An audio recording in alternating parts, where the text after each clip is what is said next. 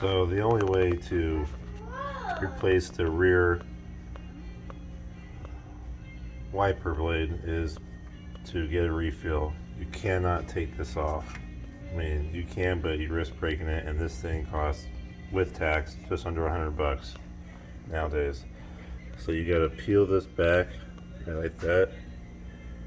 So what I'm saying is you gotta get refills. That's the only way to do it. Or you just get the new arm. And you just pull it out. Try to do this with one hand. Yeah, I got the other side out. And then, oh, focus here. See how it's like in its own little groove? You just peel it back till it's off, and then it just slides right on out. And that's exactly how you're going to put the new one in, is by just sliding it in, by using the second to the first. Slide them all in, all 5 of them, and then you're gonna, I don't know if the new one's gonna have these kind of slots or not, but I imagine it would.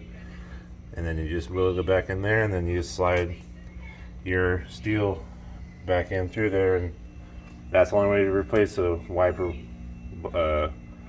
blade on a 01 to 05 Acura MDX.